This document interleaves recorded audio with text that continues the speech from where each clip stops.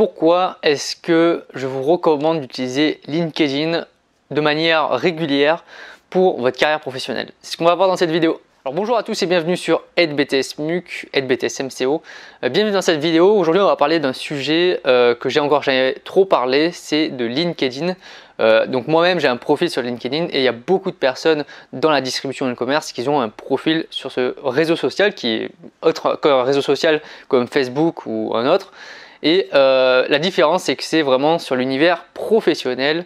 Vous avez dans tous les secteurs, dans la grande distribution, dans la vente, dans le marketing, dans le coaching, vous avez vraiment dans tous les secteurs possibles qui peut exister. Toute personne qui a priori a un emploi pourrait avoir un compte LinkedIn pour se construire son propre réseau. Donc dans cette vidéo on va voir à quoi ça sert vraiment, pourquoi est-ce qu'on l'utilise et pourquoi c'est important de soigner notamment sa page LinkedIn. La première chose déjà pour LinkedIn, en tout cas pour moi, ça me sert aussi de CV. Ça me permet de remettre à chaque fois à jour dessus mon CV, toutes mes expériences professionnelles. Et en gros, quand je fais mes propres CV après, je vais piocher celles qui m'intéressent pour le mettre dans mes CV que je vais envoyer par exemple à différentes enseignes. Bon, bien sûr, je ne le fais pas souvent puisque je ne vais pas tous les 4 matins chercher un emploi. Mais je veux dire, si jamais j'ai envie de chercher un emploi dans une autre branche que ce que j'ai actuellement, je vais aller piocher uniquement les expériences les plus intéressantes dans mon profil. Donc pour moi déjà, rien que mon profil LinkedIn me permet déjà de faire un répertoire déjà de toutes mes activités, de tout ce que j'ai fait, y compris en tant que salarié ou en tant qu'indépendant ou entrepreneur. La deuxième chose qui pour moi est super important sur LinkedIn et c'est de la force justement de ce réseau social, c'est que ça se permet de se construire un vrai réseau, donc avec vos collègues d'entreprise, avec vos anciens collègues, si vous avez changé d'enseigne par exemple, avec des nouveaux partenaires ou des anciens partenaires, des fournisseurs, avec des cabinets de recrutement aussi. C'est très intéressant d'avoir des liens des fois avec des consultants ou des personnes qui recherchent, qui sont dans le recrutement.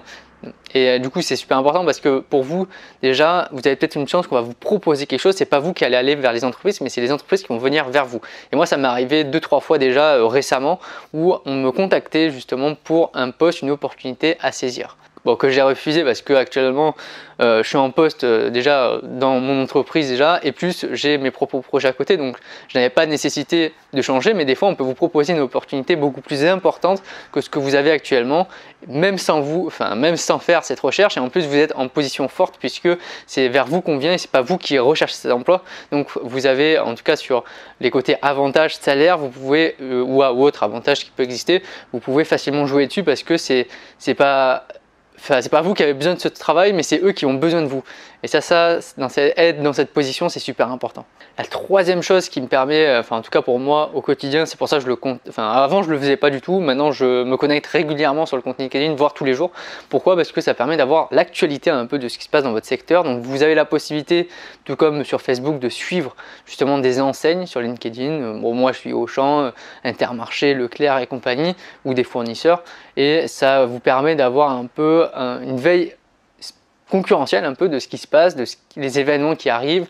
Il y a des personnes, il y a des enseignes qui publient un peu des mises en avant, donc ça peut vous donner des idées déjà, c'est intéressant, qui publient des nouvelles ouvertures avec des photos, et donc pareil vous allez pouvoir piocher des idées et vous dire tiens ils ont encore ouvert, ça veut dire que ça se porte bien, et peut-être que pour une future opportunité, une enseigne qui publie souvent des ouvertures, c'est quand même une enseigne qui reste dynamique, donc peut-être qu'il y aura des meilleures opportunités chez cette enseigne que chez celle où vous êtes actuellement.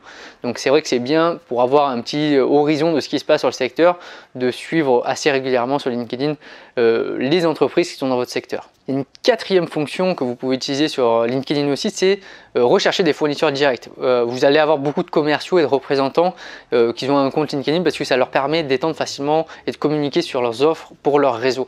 Et donc peut-être que vous avez besoin d'un fournisseur direct dans une telle thématique. Vous allez pouvoir rechercher des personnes dans ce thème justement, et peut-être que dans votre région vous avez une personne qui se trouve à proposer le produit que vous recherchez.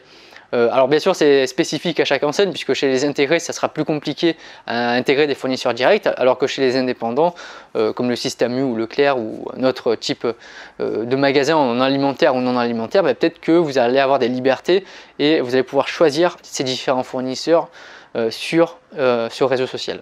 Et la cinquième chose qui est importante pour moi à LinkedIn, ça vous permet déjà de communiquer, d'échanger avec des personnes souvent passionnées par leur secteur, par leurs idées, ils ont plein d'idées, par leur mise en avant.